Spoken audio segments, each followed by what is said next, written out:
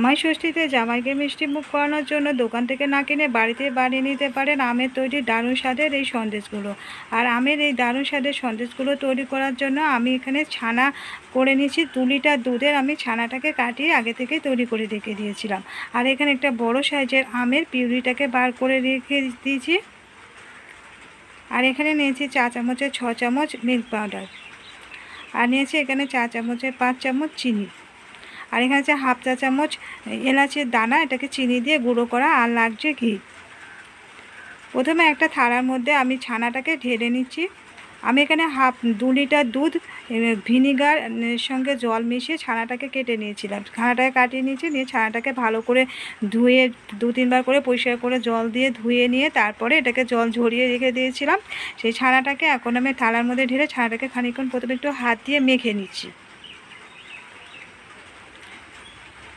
এভাবে ছানাটাকে খানিকক্ষণ হাত দিয়ে মেখে নিতে হবে, যেহেতু ছানাটা একটু দলা পাকিয়ে গেছে সেই জন্য এটাকে ছানাটাকে ভালো করে মেখে নিচ্ছি।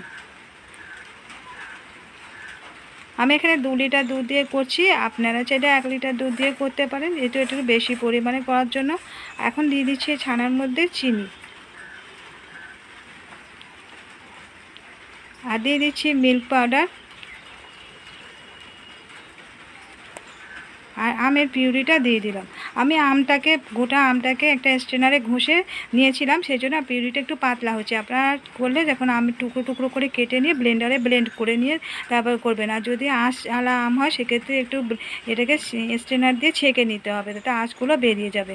এখন চিনি যে ছোটো এলাচের যে গুঁড়োটা করে রেখেছিলাম চিনি দিয়ে, সেটাও দিয়ে দিলাম, দিয়ে সবগুলো একসঙ্গে ভালো করে মেখে নিয়েছি। এখন গ্যাসে একটা কড়াই বসিয়ে 1 চা চামচ ঘি দিয়ে দিচ্ছি। ঘিটা একটু গলিয়ে নিলাম, নিয়ে এবারে এই যে ছানার মিশ্রণটাকে ঢেলে দিচ্ছি কড়ার মধ্যে।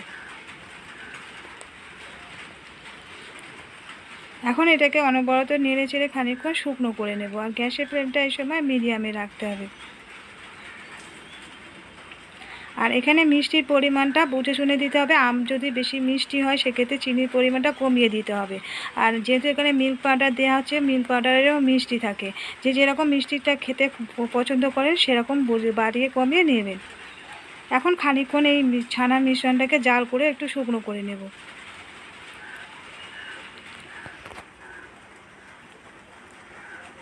বন্ধুরা, আজকের ভিডিওটা ভালো লেগে থাকলে একটা লাইক দিয়ে দেওয়ার রিকোয়েস্ট রইল। নতুন বন্ধুদের কাছে রিকোয়েস্ট করছি প্লিজ আমাদের চ্যানেলটিকে সাবস্ক্রাইব করে দেওয়ার জন্য।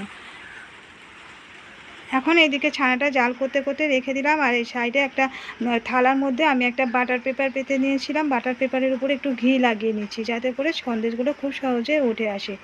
আর এই যে ছানার মিশ্রণটা তৈরি হয়ে গেছে, এখন এই থালার মধ্যে ঢেলে দিলাম। আর এটাকে খুব বেশি শুকনো করা যাবে না, একপাশে শুকনো করে দিলে এটা তারে ড্রাই হয়ে যাবে, সন্দেশটা ঠিকঠাক তৈরি হবে না। এরকম একটু যখন একটু গা মাখা টাইপের হয়ে আসবে তখনই ঠিক একটু নামিয়ে নিতে হবে। নিয়ে এখন এটাকে থালার মধ্যে ঢেলে আমি একটু প্যাচুলার সাহায্যে একটু সমান করে দিচ্ছি। দিয়ে এখন এটাকে রেখে দিলাম, ঠান্ডা হয়ে গেলে এটাকে ফ্রিজে রেখে দিতে হবে, দিলে ভালোভাবে সেট হয়ে যাবে। এখন আমি যে বার করে নিয়েছি, নিয়ে ছুরি দিয়ে কেটে নিচ্ছি। আর এই সন্দেশগুলো কিন্তু একেবারে শক্ত হবে না, একটু নরম হয়, মানে দোকানে যেরকম কালাকান সন্দেশগুলো ঠিক যেরকম হয় ঠিক সেরকমই কিন্তু নরম মতো হবে। এখন এটা ছুরির সাহায্যে আমি ছোটো ছোটো টুকরো করে কেটে নিচ্ছি সন্দেশগুলো। একটা সন্দেশ তুলে দেখিয়ে দিচ্ছি কীরকম হবে। আমি এবারে এই সন্দেশগুলো আর এক রকমভাবে দেখিয়ে দিচ্ছি। এগুলো আমি কুকি কাটারের সাহায্যে ডিজাইন করে নিচ্ছি। একটা আমি হার্ট শেপের কুকি কাটার নিয়েছি, এবারে কিছুটা সন্দেশের মিশ্রণটাকে নিয়ে নিচ্ছি, নিয়ে কুকি কাটারের মধ্যে দিয়ে একটু চেপে চেপে পুরো শেপে দিয়ে দিচ্ছি, কুকি কাটারটাকে পুরো ভর্তি করে দিচ্ছি। এভাবে হাত দিয়ে পুরোপুরি চেপে দিতে হবে।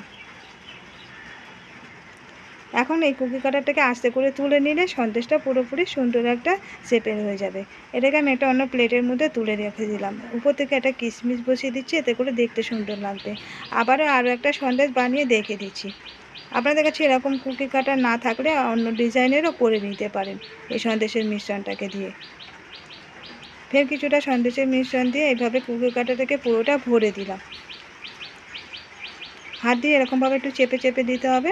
দিয়ে তারপর এটা পুরোপুরি ভরাট হয়ে গেলে কুকি কাঠ থেকে আস্তে করে তুলে নিলে সন্দেশটা তৈরি হয়ে যাবে। এরকমভাবে প্রথমে সবগুলো সন্দেশ তৈরি করে নেবো। আর এই সন্দেশগুলোকে ফ্রিজে রেখে দিলে আর একটু শক্ত হয়ে যাবে, ভালোভাবে সেট হয়ে যাবে। খেতে কিন্তু তখন দুর্দান্ত লাগে এই আমের সন্দেশগুলো।